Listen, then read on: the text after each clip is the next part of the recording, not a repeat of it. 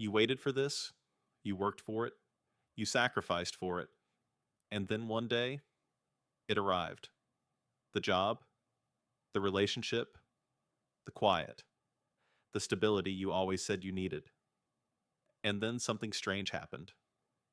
Instead of feeling happy, you felt nervous.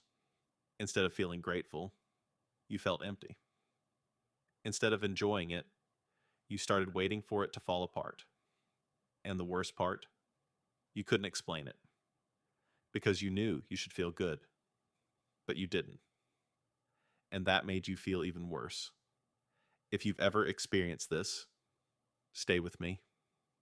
Because what's happening inside you has a name, and understanding it might be the most important thing you do today. Think about the last time something genuinely good happened in your life. Maybe you got a promotion. Maybe someone you love told you they loved you back. Maybe you finally had a week where nothing went wrong. And somewhere in the middle of that goodness, a quiet voice showed up. This won't last. You don't deserve this. Something is about to go wrong. You tried to push it away. You told yourself to be grateful, but the feeling stayed. Heavy. Unexplained. Almost like your mind was allergic to peace. You are not alone in this, and you are not broken. But something was built inside you, a long time ago, that makes happiness feel dangerous. Psychologists call this phenomenon by different names: cherophobia, the fear of happiness; emotional baseline disruption; happiness, anxiety. But here's the simplest way to understand it. Your nervous system learned, at some point in your life, that good things come before bad things. Think about it. If you grew up in an environment that was unpredictable, a parent whose mood could change without warning, a home where calm always meant the storm was coming, your brain did something very intelligent. It started treating peace as a warning signal. Not because you are negative, not because you are ungrateful, but because your brain was trying to protect you. It learned that relaxing was dangerous. That hope led to disappointment. That joy was always borrowed, and the bill always came. So it stopped letting you fully feel good things. And here you are, years later, safe, stable, and still waiting for the ceiling to fall. Here is what most people don't understand about this pattern. It is not a personality trait. It is a survival mechanism that outlived its usefulness. When you were younger, hypervigilance, constantly scanning for danger, kept you emotionally safe. If you never got too happy, you never had too far to fall. If you always expected the worst, disappointment hurt less. Your brain learned this so well that it automated it. Now, even when there is no threat, your nervous system creates one.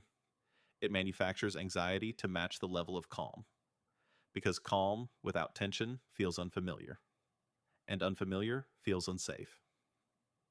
There is a term in neuroscience for this: the window of tolerance. It describes the zone in which your nervous system feels regulated, not too activated, not too shut down. For people who grew up in chaos, that window is very narrow. Happiness sits outside it. So when life gets genuinely good, your system doesn't know how to stay there.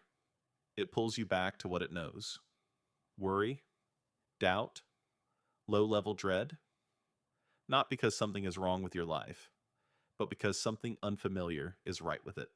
This shows up in more ways than you might realize. You finally enter a relationship with someone kind and consistent.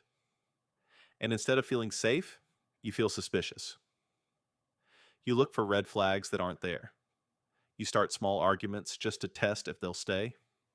You get the job you wanted, and on the first day, you're already convinced you'll be fired.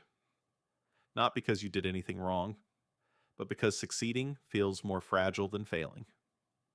You have a genuinely good day, and at night, you lie awake feeling guilty. Like you used up your quota of good. Like tomorrow will take it back. You achieve something and feel nothing, just a quiet emptiness where the joy was supposed to be. All of these are the same pattern. Your nervous system doing its job, protecting you from a danger that no longer exists. Here is the part that changes everything. You have been treating this feeling as evidence that something is wrong with your life. But it is not evidence about your life. It is information about your history. The anxiety you feel when things are good is not a message from the present. It is an echo from the past. A nervous system that learned its lessons too well and never got the update that things have changed. And this is important because it means the problem is not out there.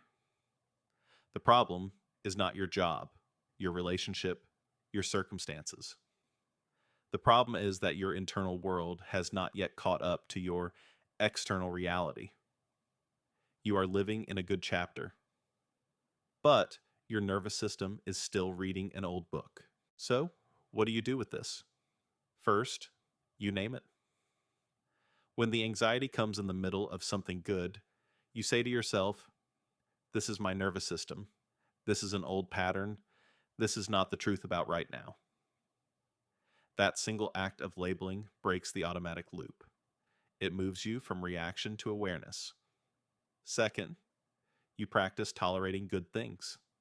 This sounds almost ridiculous. But for people whose window of tolerance is narrow, joy is a skill. You build it slowly. You let yourself sit in a good moment for 30 seconds longer than feels comfortable. Then a minute, then more. Third, you stop trying to explain the anxiety away with logic. You don't argue with your nervous system.